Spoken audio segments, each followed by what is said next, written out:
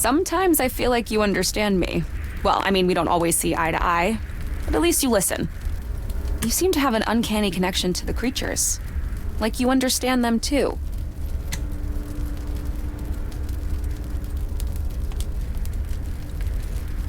I'm not sure about that.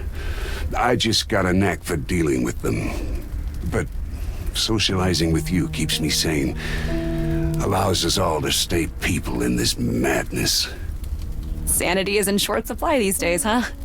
Even among people you know and like. There's so many judgmental hypocrites in the world, no matter how noble you think their cause is. The stories I could tell you. Let me tell you one right now. I try to live a sustainable life, promoting minimalism, waste reduction, only eating meat if it would spoil otherwise. I own a lot of secondhand clothes. There's plenty to go around from family and friends. You'd be surprised. Leather boots, fur jackets, stuff like that. I think I know where this is going. Please, continue. Let's say many of my peers flip their shit when they see me wearing any of that. The fur jacket especially. Nobody asks for my reasons, or for context. They all just assume the worst and judge me on that, instead of my actions. Guess those with ideals are judged the harshest. That's the cruel reality of activism, man.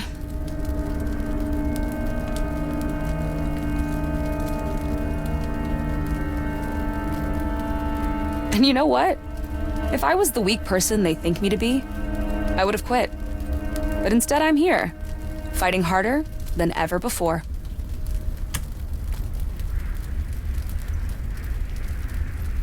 Glad you stayed true to who you are. That's all we have, right?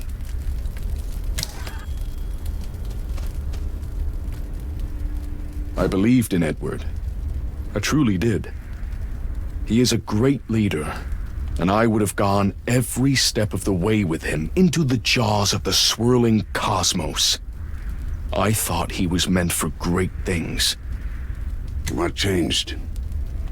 Edward sent me to one of our remote facilities to bring more fresh blood into the fold. I have a knack for recruitment, you see.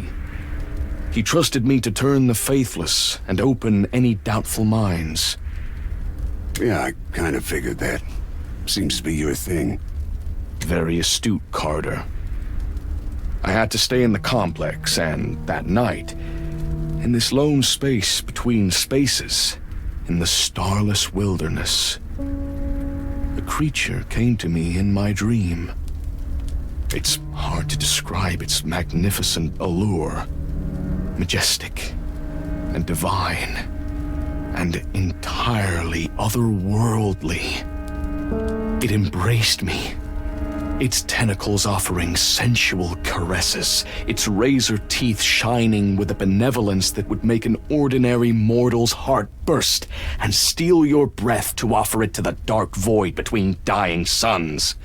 And it whispered hidden truths too terrible to remember, except between the haze of dream and waking.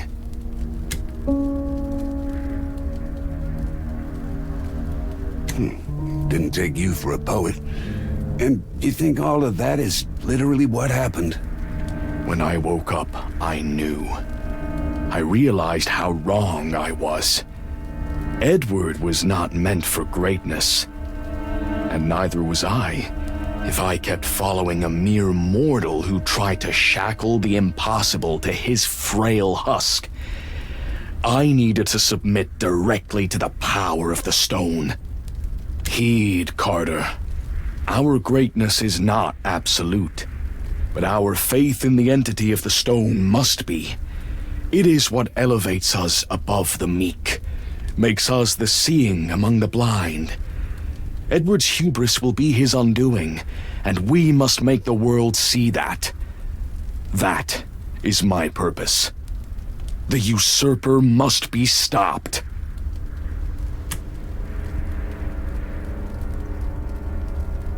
I got faith in myself. Afraid you're gonna have to cover the rest. Carter, we've been through a lot, empirically speaking.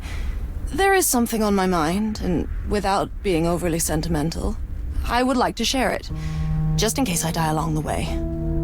Sure, I got a minute. Shoot. One of my colleagues, Dr. Steve Van Horn, a brilliant mind with unique approaches and trailblazing ideas, he was researching ways to apply the stone's particles in gaseous form, and he got close. But something happened before he could finish it? Correct. Steve had a heart attack. There are cliched adages about candles burning from both ends, but I will not disgrace his scientific legacy with drivel like that. His biological disposition was unfortunate. Maybe it was too much stress. Regardless, I took over his research and made it look like there weren't usable results. Why did you do that? The risk was simply too great. Our data too inconclusive. Looking at all the chaos and mutations around us, it turns out that I was right. Do you understand the conundrum, Carter? My conscience is clear, but I still regret, on a certain level, what I had to do. I destroyed the life's work of a remarkable scientist.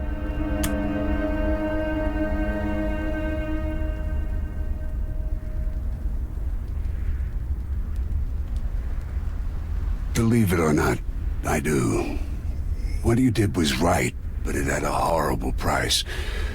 It's the kind of call we have to make all the time out here. Carter, I told you I consider you a smart guy. Sharing wisdom is something we ought to put on the back burner, so here's a last nugget for you. It's not like I could ever stop you before. Go right ahead. Falling up the ladder of Prism, you know what I realized? Nobody's in it for the company, the image, or even the messed up research. Everyone's in it for the money. For themselves. Commies, capitalists. You think there's a difference? Do you want to know how many people I done deals with who were sharks like myself? And we all got out on top. Ideologies and allegiances mean nothing. Just make sure you walk away a winner. Sounds pretty risky. How did you pull it off for so long? Let them underestimate you. Look at me, man. I know what you're thinking. Last guy thought so too. It's easy once they think they're in control, or they have you hooked into their schemes. Competition is always fierce. Capitalists, commies, corporations, governments. They all want the good stuff. The juicy bits of information. And I provided all of them with all of that. Lots of words for describing something between a mercenary and a thief. Guilty as charged if you want to say I just used my wits. If those bozos want to pretend they're too good to make a buck because they believe in 5-year plans or a rigged meritocracy, sure. Makes it easier for me. That's the beauty of it all. There's the suckers, and there's people like us. When you say us, you actually mean yourself. Give it your best shot. We'll see who's left standing in the end.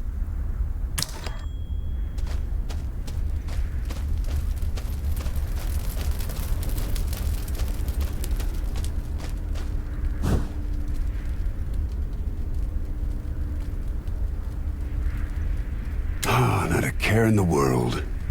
Wish I could go back to that blessed ignorance.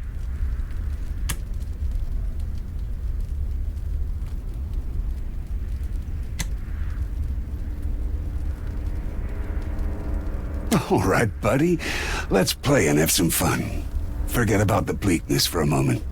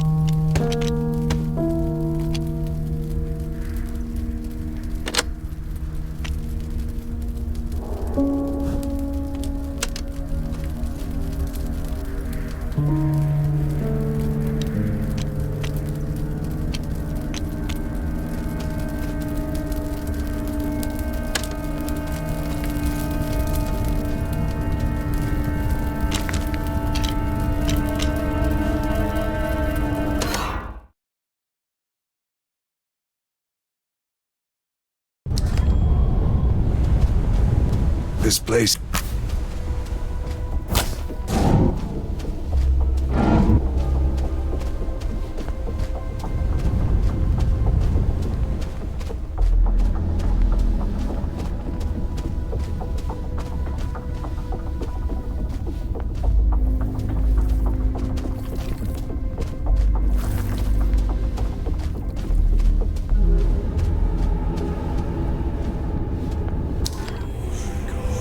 Chanting.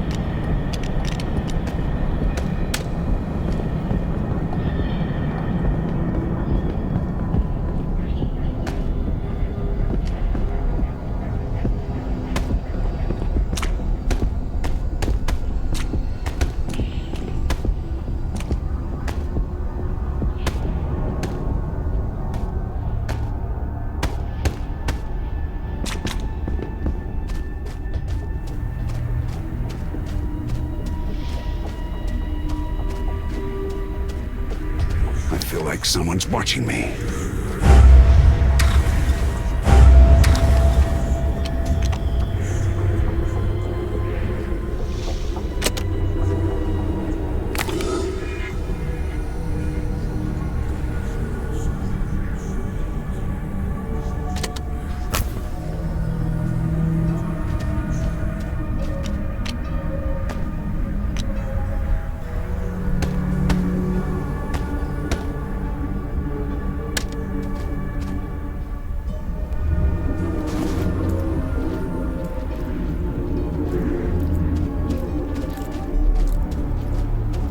Behold! If all that Mine! I Yes! don't.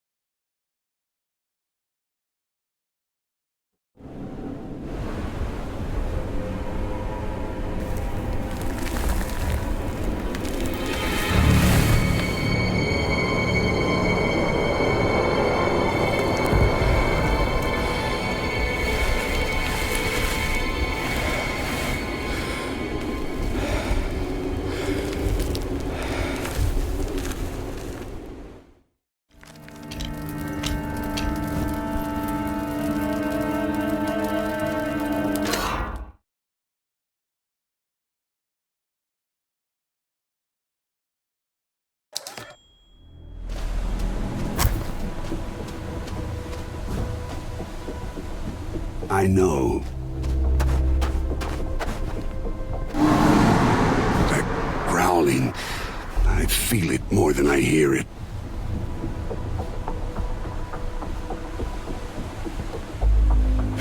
Just another monster.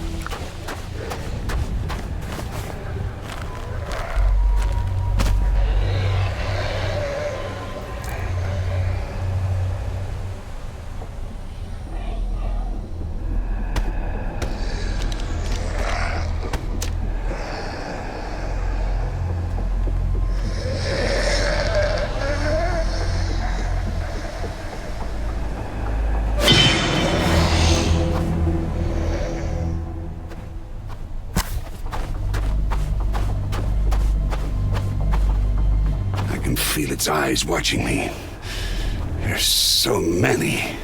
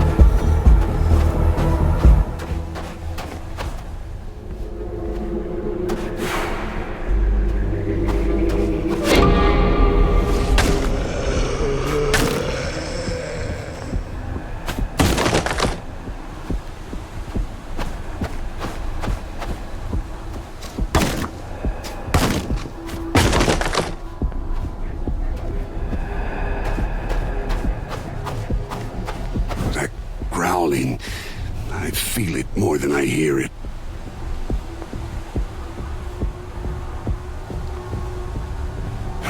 Just another monster.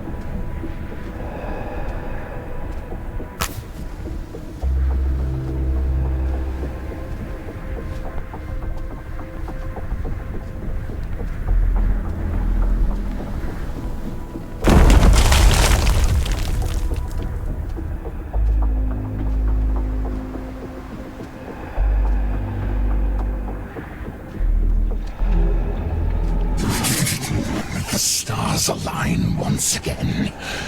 The hunter meets the hunted, laid to claw, ensnared and tracked down. No, my old enemy. This is always the part I enjoy the most. I have the strangest feeling. Like I know you, and I should hate you. Poor vessel. Of course you don't understand. These feelings are not yours, and you will soon fade. I'm surprised it has any voice of its own left. Are you really that weak? So meagerly committed to our grand game that you still let it speak? Who do you really talk to then, monster? Where is your flock, shepherd? They are an integral part of our dance, are they not? Is your only weapon against me petty defiance of decorum? I will rend and tear their flesh either way, and you know it. You cannot defy me. My companions? I'd never let you hurt them. Companions? Is that what the vessel calls them? Grotesque. They are pawns, sacrifices. And yet you are still hiding behind this dull puppet. Its ceaseless prattling begins to annoy me. Consume it finally and face your fate. Silence! Show yourself. Speak to your better when he demands it. Do you find this amusing? Very much so. I savor every moment of your impotent rage and petulant whining, while you fail to grasp the obvious. My perfect blending with this vessel revealed to me that these creatures are not irrelevant, not disposable. They are fine tools to be maintained and cherished. This knowledge and the power that comes with it will be your end. Desperation makes you pathetic. It suits you. Then show me your power. Come and be annihilated. Humiliated once more. Before we fall to the sleepless dream again. One in gleeful triumph. And whatever it is, you, the loser, will experience.